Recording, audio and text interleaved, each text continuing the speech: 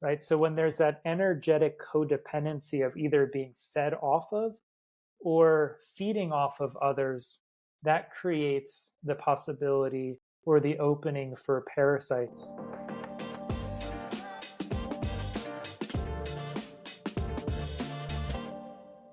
Hello, everybody. Welcome to Healing the Mind with Greg Schmaus. I am your host, Greg Schmaus. I'm excited to be here with you.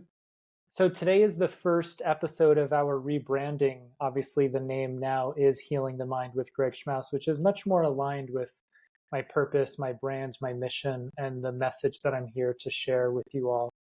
So in today's episode, we're talking about gut health. And the reason this topic is so important is there's such an intricate connection between mental health and gut health. Healing the mind and healing the gut very often usually go hand in hand together. So when the gut's out of balance, it greatly affects our mental health. And when our mental health is struggling, it can directly affect our gut health. So it's a two-way highway.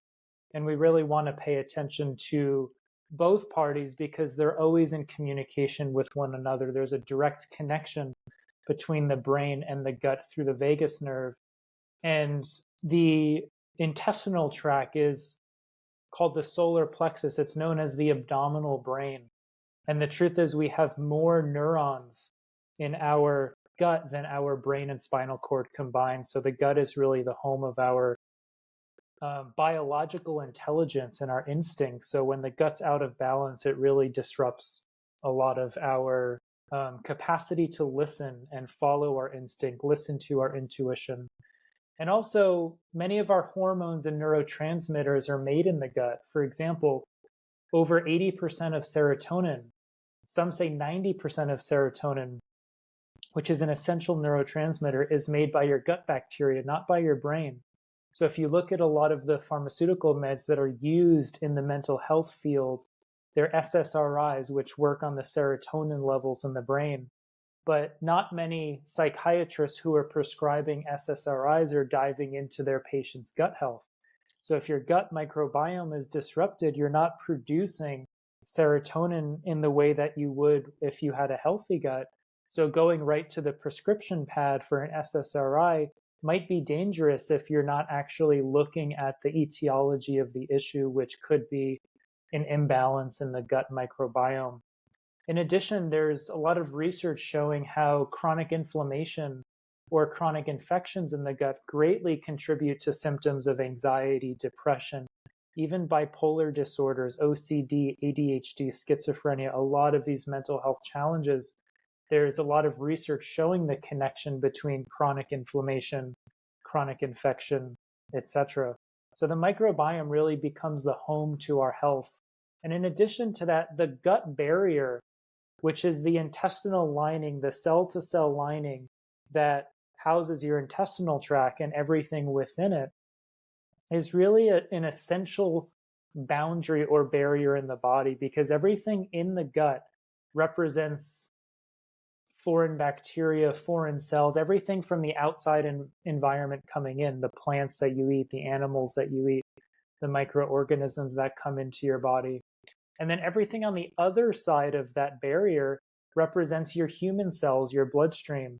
And that barrier, keeping that barrier intact is so essential for our physical health, but also our mental health. Because if you think about it, the barrier of the gut is really the boundary that differentiates what's you and what's not you. Everything in the gut is what's not you, whether it's the piece of turkey you ate, the piece of broccoli you ate. On a cellular level, that's everything that's not you. Everything on the other side of the barrier or boundary is everything that is you, your human cells, your bloodstream, etc., etc.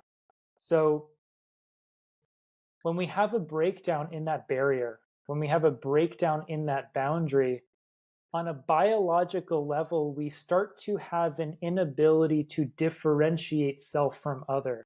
Our immune system has a hard time differentiating what's you and what's not you. This could set up things like autoimmune patterns, a hypersensitivity to foods, an overactive immune system, chronic inflammation.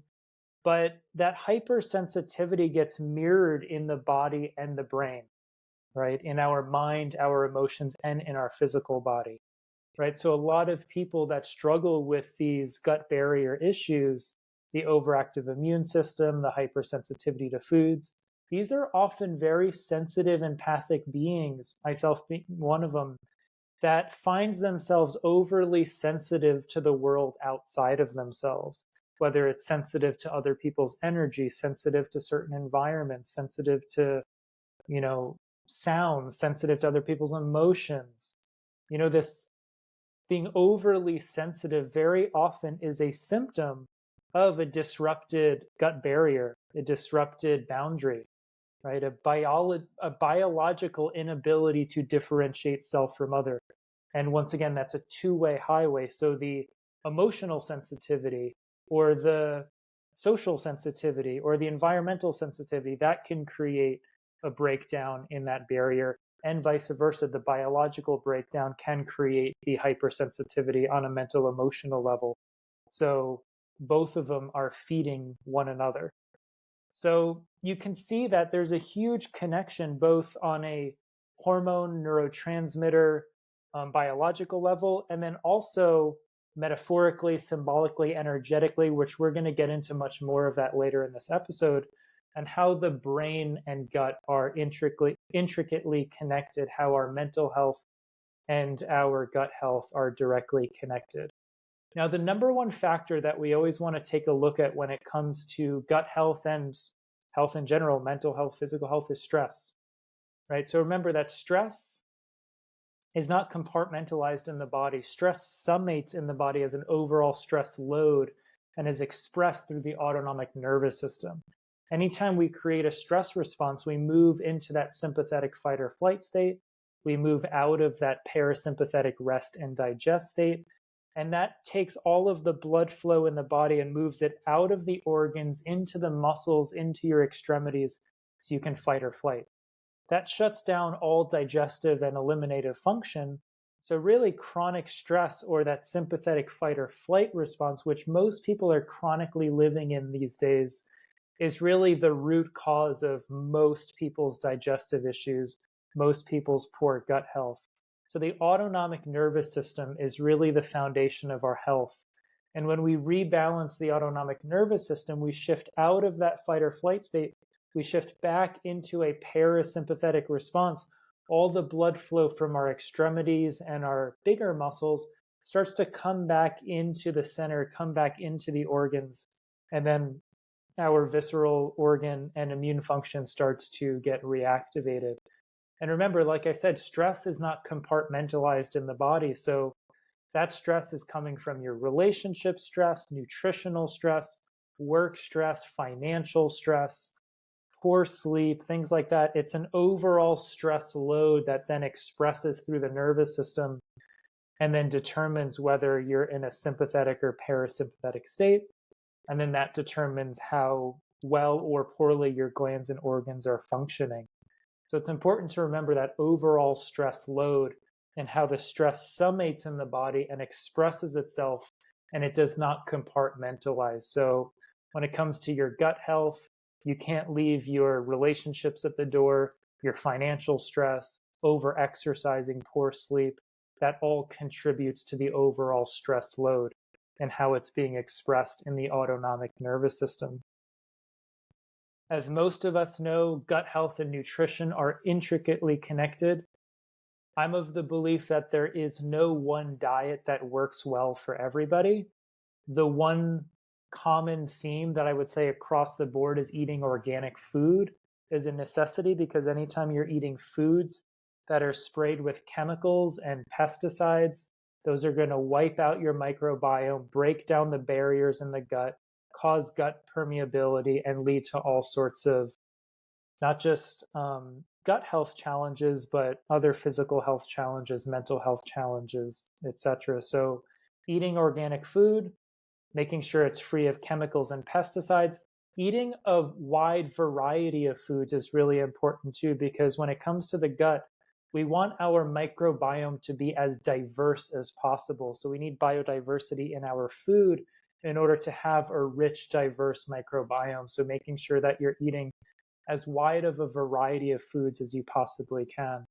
It's important that we maintain that integrity of the intestinal barrier. So that's making sure that we're not consuming the chemicals and pesticides, making sure that we're not consuming too much alcohol, especially alcohol in an empty stomach, being mindful of different medical or pharmaceutical drugs like anti-inflammatories, NSAIDs, things like that. They're known to cause leaky gut. And then making sure that you're aware of things that might be causing inflammation, whether it's sources of gluten, pasteurized dairy, industrial seed oils, processed sugar. Some people don't do well with nuts or seeds or even legumes. So it's really a lot of personal exploration when it comes to your nutrition. I'm a big fan of doing an elimination diet where you're eliminating the most common inflammatory foods, which would be gluten, dairy, seed oils, processed sugar. And then if you want to go a little further, nuts, seeds, legumes, those would be in addition if you wanted to kind of go all the way. So you're kind of start with more of like a caveman diet, meat, fish, fruits, vegetables, healthy fats, and then starting to reintroduce one at a time some of these foods and seeing what works for you. Everyone's different. Some people thrive on a plant-based diet, others thrive on a carnivore diet. I'm never going to tell you what type of diet to subscribe to. All I would say is finding out what works for you through eating organic food, doing an elimination diet, even a food rotation diet. In Paul Chek's book, How to Eat, Move, and Be Healthy, he has a great 4-day rotation diet, which can help you identify food sensitivities, things that might be causing inflammation, and then really personalizing and individualizing your approach to nutrition. In addition, our sleep and our circadian rhythms are really important because all our glands and hormones and organs work on that circadian cycle. If you look at Chinese medicine, you see the 2-hour windows that every gland or organ is most dominant in. For example, the liver is most active from 1 to 3 a.m. The lungs are most active from 3 to 5 a.m. The colon is most active from 5 to 7 a.m. That's why people wake up and have a bowel movement sometimes first thing in the morning. That's why when people drink a lot at night, a lot of alcohol, and their liver has a lot to process and it's under stress, they very often wake up between 1 and 3 a.m. So if you look at the circadian rhythms, you see that all of our organs and glands and hormones, these are all working with the rising and setting of the sun. So for our visceral health, it's really important that we harmonize our internal biology with our environment. So that's absolutely essential. And sleep is really the number one medicine for us to do so. Also, breathing is absolutely essential when it comes to gut health. A lot of people don't realize that your breathing pattern is intricately connected to the autonomic nervous system. So when you're chest breathing and mouth breathing, your autonomic nervous system thinks that you're stressed, that there's some sort of threat, and it shifts you into that sympathetic fight or flight state. So if you're chest breathing and mouth breathing, your nervous system is thinking that you're either running from something, you're fighting something, or there's some sort of threat in your environment that you need to get away from. So your autonomic nervous system is informed by your breathing patterns, whether to move into a sympathetic or parasympathetic state. So the beauty is your breath is such a powerful tool that you can impact your autonomic nervous system within a matter of minutes, shifting yourself back into a parasympathetic state through deep nasal breathing, diaphragmatic breathing, and slowing down the pace and rhythm of your breath.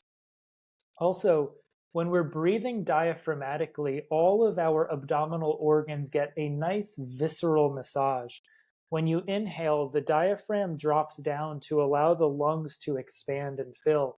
And as the diaphragm drops down, it massages the organs. It creates some pressure. And as you exhale and the diaphragm releases, it releases that pressure. So you're creating this almost like peristalsis-like dance using the diaphragm to pump and massage and move the organs. And it's really important for peristalsis, for waste removal, for detoxification. The connection between diaphragmatic breathing and the health of our organs is absolutely essential. So this is why I'm a big fan of breath work. mindful breathing, and mindfulness-based practices, meditations that use the breath as a point of focus or as a point of awareness.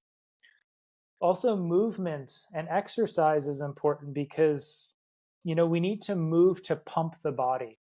When we're moving the body, we're pumping the body, we're moving fluids, we're pumping the organs. When we become too sedentary, our system becomes stagnant. And stagnation is what breeds illness or disease or infection, things like that. If you imagine like a pool of water with no movement, that's where things start to grow and things start to get a little yucky. And the movement is really what allows things to stay healthy. So, it's important that we're not overtraining, over exercising, because if we're doing too much in the gym, once again, working out moves you into that sympathetic fight or flight state. So we can shut down our digestive system and our parasympathetic nervous system if we're overdoing it in the gym. But light exercise, walking, stretching, mobilizing, yoga, some gentle, light strength training, Tai Chi, Qigong, what Paul Chek calls working in, which is using breathing and movement to cultivate energy rather than spend energy, working with the parasympathetic system rather than the sympathetic system is absolutely essential. So movement is really important, but making sure that it's movement that is supporting your system and not creating more stress and moving you more into a fight or flight response. Movement also helps you move the chi, which is the life force energy, through the body, helps move stuck emotions, things like that. So it's really important to pump the body, and the glands and organs are all pumps that need support through movement.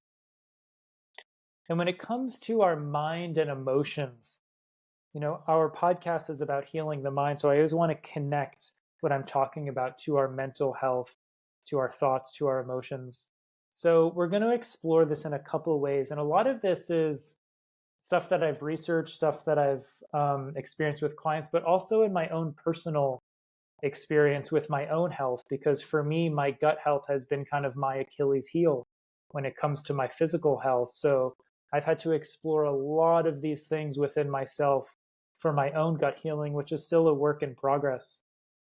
So I'm exploring this and sharing this with you from firsthand experience, so that I feel very confident in when I'm delivering the messages. I've had direct experience with a lot of what I'm sharing with you. The first thing is something I touched on earlier, which is the boundaries. The ability to differentiate self from other is really essential for the integrity of the gut, right? So differentiating my ideas from yours, my emotions from yours, my energy from yours, my space from your space. What's a yes for me and maybe a no for you? What's a no for me, maybe a yes for you? So the boundaries, what we make ourselves available to, what we open ourselves to, and what we choose to not participate in. This is really important for the integrity of the gut, because we talked about that differentiation between self and other being a key aspect of gut health. Also, when it comes to the large intestine, the colon, remember the colon is the organ that stores the waste that we're not utilizing anymore, and it's in the process of releasing it or letting it go. So the colon very much relates to the letting go process, the releasing process, and challenges with the colon very often relate to the fear of letting go, the fear of grieving the old to make room for the new, especially the descending colon, which is where sometimes if we struggle with constipation, for example, is where the body's holding on to something that it's not willing to release or let go of. So the fear of actually grieving or the fear of loss is very often the metaphorical energy that the body is actually manifesting in that organ. So the fear of loss, the fear of actually grieving the old, very much relates to the colon, especially the descending colon. The ascending colon is very much also tied to the liver energy, which relates to more anger and frustration. So if you have challenges on the right side of your body, especially in the gut, you might want to look at more anger and frustration. On the left side of the body, you're looking at more of the fear, the sadness, and the grief of letting go. Remember, the left side is your feminine channel, the right side is your masculine channel. So if you look at that energetically, that might help you determine what your body is trying to tell you, what it's trying to show you, and what it might need to rebalance itself. Also, when it comes to the gut, a lot of people struggle with things like candida, fungal overgrowth, parasite infections, things like that. So if we look at some of the psychosomatic mind-body connections between even different infections, organisms, things like that, fungus, also like people who struggle with mold, for example, very often it relates to stagnation. If you think about where mold grows, which mold is a type of fungus, mold grows in places of stagnation where there's no movement. Usually where there's movement, there's no growth of mold. Mold is where things actually stagnate. So fungus relates to the frustration around stagnation, right? So just let that land inside of you. Fungus, candida, things like that very often relate to the frustration around stagnation. Maybe it's, I know I should be doing something, but I'm not doing it. I'm procrastinating something that I know I need to pull the trigger on. I'm avoiding making a certain change that I know I need to make. So the frustration that builds around stagnation very often energetically co-resonates with or co-vibrates with fungus. Parasites, on the other hand, are a different type of organism where parasites are organisms that feed off of the host, right? So what you want to take a look at if you struggle with parasites and you've tried a lot of the physical remedies and it might not be helping you fully clear whatever it is that's still inhabiting you, and I use that term intentionally, is where are you allowing yourself to be fed off of? Is it in certain relationships? Is it even with your devices? Is it something energetically in your environment? Where do you allow yourself to be fed off of? Or where do you find yourself feeding off of others? Right? So when there's that energetic codependency of either being fed off of or feeding off of others, that creates the possibility or the opening for parasites. And in addition to that, parasites or parasitic organisms or even energies, in shamanism, they might call them entities. In IFS or internal family systems, they call it unattached burdens. It could be thought forms, things like that, but that's a whole nother topic. So parasitic energies or organisms usually have the opportunity to house themselves inside of you when you're not fully inhabiting yourself. It's kind of like if you leave the doors open to your home for a week, don't be surprised when you get home if there's other people living in there, other creatures living in there. So the parasitic organisms or energies very much relate to your level of embodiment, your level of how much self actually is residing within you as an individual, how much you're fully embodying and inhabiting yourself, where when you're fully doing so, there's not as much room or space for other beings, other things, or other energies to inhabit you. In addition to that, if something's eating at you, if something's eating away at you, that very often can breed the energy or the co-resonance with parasites. So remember, fungus is frustration around stagnation. Parasites is the energetic codependency of feeding off of someone or something feeding off of us, not fully inhabiting or embodying ourselves, or something that might be eating away at us that we need to address. These are the psychosomatic or energetic correlations with some of these organisms. And then finally, when it comes to autoimmune patterns in the gut, people who might struggle with inflammatory bowel, Crohn's, colitis, things like that, which I have a lot of that in my family. I've had to work through my own gut challenges and have explored where and how some of these things might be showing up in my own patterning.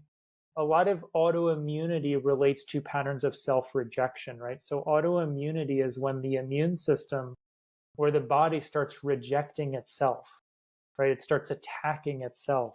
So we want to explore the patterns of self-rejection that might be mirrored in the body as a reflection of our psyche, right? So that's something that we want to explore. You can see how there's a lot of psychosomatic correlations between our mind, our emotions, and our gut health.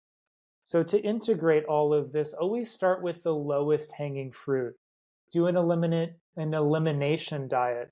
Eliminate, gluten, pasteurized dairy, industrial seed oils, processed sugar. If you need to eliminate nuts, seeds, and legumes for a week or so, see how you feel. Then start to reintroduce one food at a time and see if you notice any response. And then getting yourself on a rotation diet where you're eating foods every 4 days, which gives your immune system a 24-hour rest from any food group, is really helpful to also seeing any patterns of food sensitivities. Making sure you're staying well hydrated, so drinking half your body weight in ounces of water, making sure that you're getting adequate minerals. We talked about the circadian rhythms in your sleep, making sure that you're harmonizing with the rising and setting of the sun, getting to bed by 10 p.m., getting up by, 6 a.m. just on average. That's usually the best window of time, 8-hour window for the body and the psyche's repair systems. Making sure that you're practicing mindful breathing, diaphragmatic breathing, and mindfulness-based practices that integrate the breath. Making sure that you're getting adequate movement in your day, whether it's walking, stretching, Tai Chi, Qigong, yoga, gentle strength training. These are absolutely essential for pumping the body. And then making sure that you have a toolbox for working with some of the thoughts and emotions that might be impacting the gut, and vice versa. I'm a big fan of EFT, emotional freedom technique. I'm a big fan of IFS, internal family systems therapy, somatic work, breath work, mindfulness-based practices. And these are a lot of the things that I offer in my one-on-one coaching, in my program, Healing the Mind, A Journey to Wholeness. A lot of the tools that we might explore in some of those coaching and program offerings will directly impact and support your gut health.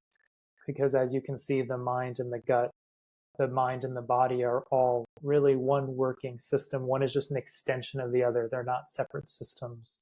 So I hope you enjoyed this podcast. I really enjoyed sharing this topic with you. It's something that's near and dear to my heart because of my own healing journey, my own physical challenges that I've worked through and even continue to work through to this day. I'm not perfect, so I still have, things that rise up in my body and my mind that I have to engage. I think we all have like our Achilles heel, something that when we get out of balance, when we reach a certain threshold of stress, our system always reverts back to, it's kind of like that law of facilitation, always reverts back to some of our old patterning. So for me, it might be my gut. For someone else, it might be back pain. Someone else, it might be high blood pressure. So these are all feedback mechanisms giving us an opportunity to learn, grow, and come into greater harmony and balance, both in the mind and the body. So I look forward to sharing more with you guys soon in a future podcast. And if you'd like to check out more of my work, go to healing4d.com. You can check out, one-on-one coaching, my program offerings, Healing the Mind, A Journey to Wholeness, which is my flagship 21-day program that takes a fully holistic and integrative approach to mental health, and then Healing Your Core Archetypes. A Journey of Empowerment is my latest program that dives into the 7 key archetypes that are at the root of the healing journey. Both of those can be found through my website. We'll also have the links to those in the show notes. And then Healing the Mind, A Journey to Wholeness has also been created as a brand new book that's available on Amazon. So you can find it there. Once again, I really enjoyed connecting with all of you on this episode, and I look forward to sharing more with you soon. Bye-bye.